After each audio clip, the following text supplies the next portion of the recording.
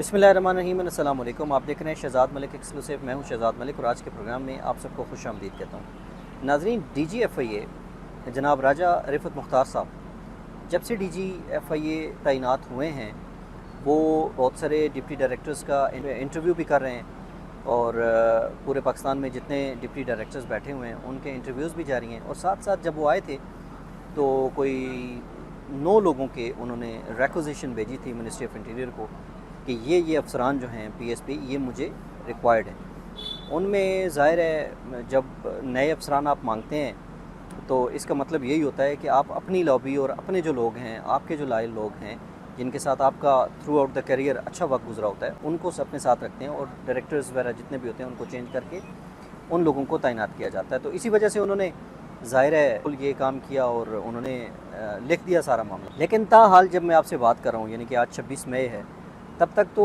ये लोग अप्रूव होके नहीं आए और मिनिस्ट्री ऑफ इंटीरियर ने वो जो समरी है उन लोगों की वो इस्टेब्लिशमेंट डिवीज़न भेजी हुई है। उसमें 2-4 नाम 5 नाम जो हैं वो मैं आप बता देता हूँ। जनाब सैयद फरीद शाह हैं, अशमत कमाल हैं, जानज़ेब नज़ीर हैं, अली ज़िया हैं और इस तरह मिला के कोई 8-9 लोग हैं। लेकिन अभी तक वो इस्टेब्लिशमेंट डिवीज़न ने वो समरी रोकी हुई है और उसकी रुकने की वजह ये है कि जो मेरे तक जो मुबैना तौर पर ज़राए ने जो मेरे साथ चीज़ें शेयर की हैं वो ये की हैं कि जब इन्होंने लिखा तो इन्होंने मिनिस्टर की कंसेंट नहीं ली, मिनिस्टर से नहीं पूछा, इंटीरियर जनाब मोहसिन नकवी साहब से इन्होंने नहीं पूछा कि ये इन लोगों को मैं लाना चाह रहा हूँ। तो जब उनको पता चला तो फिर उन्होंने DGFIA को बुलाया, राजा रिफ़त मुख्तार को, और उन्होंने कहा कि जी आप जो भी डिसीजन लेंगे ट्रांसफ़र पोस्टिंग का, बाज़ाब्ता तौर पर आप मुझसे इजाज़त लेंगे, पूछेंगे। और ये जो आपने भी लोग बुलाए हैं जिनकी समरी आपने भेजी है, इनके बारे में भी आपने मुझसे कंसेंट नहीं ली, मुझसे आपने इजाज़त नहीं ली, पूछा नहीं। अब इसका एक बैकग्राउंड है कि उन्होंने क्यों नहीं पूछा। अब मसला ये है कि जहाँ से मोहसिन नकवी वज़ीर दाखिला लगे हैं उसी जगह से DGFIA भी लगे हैं।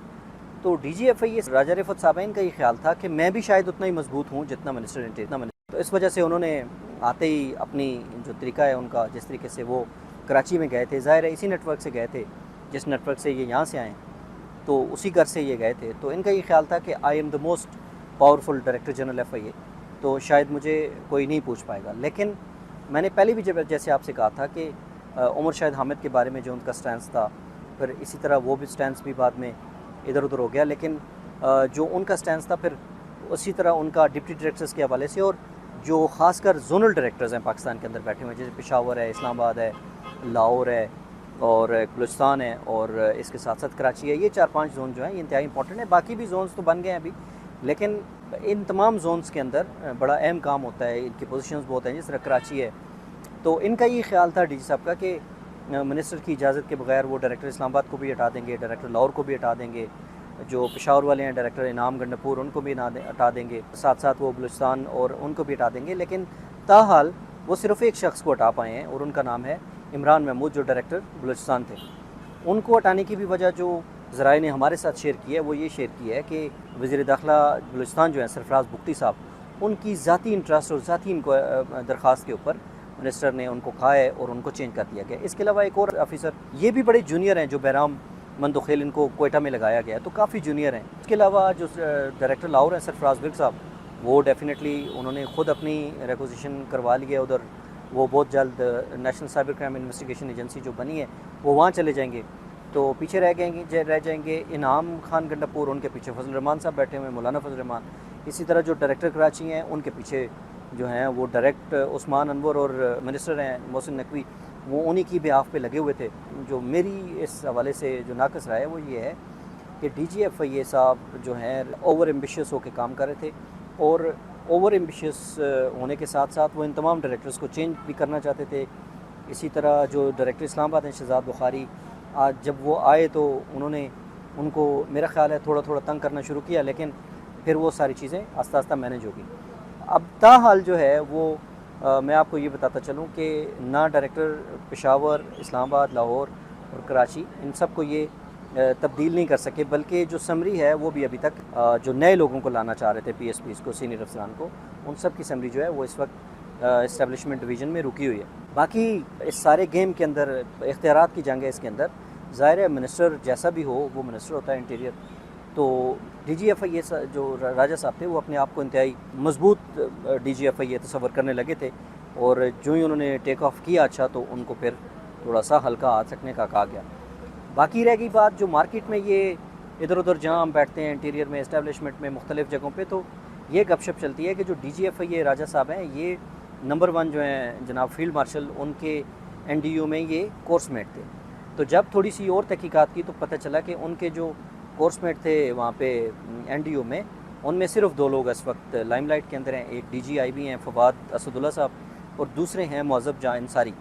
दोनों जो हैं इंतहाई पावरफुल सीट्स के अंदर हैं। हालांकि मुअज़्ज़ब जाह अंसारी साहब जब IG KP थे तो उनके बिल्कुल ऐन नाक के नीचे इतना बड़ा नुकसान हुआ, इतना बड़ा धमाका हुआ मस्जिद के अंदर, आपको याद होगा, वहाँ पे 20 लोग मारे गए।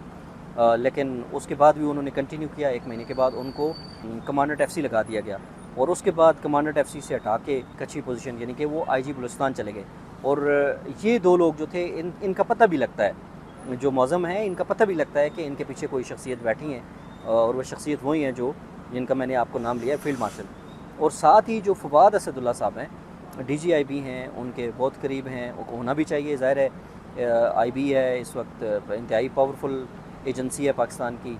तो उनके जो DG हैं, उन्होंने एक एक्सटेंशन ली हुई है, यानी कि रिटायरमेंट के बाद वो एक दोबारा से उनको 3 साल की एक्सटेंशन दी गई है, और वो उस पर बैठे हुए। तो अब ये है कि मेरा जो ख्याल है कि फवाद असदुल्ला साहब को हटा के उनकी जगह मुअज़्ज़म जाह अंसारी आ जाएंगे, और वो भी इसी तरह एक्सटेंशन पे काम करेंगे।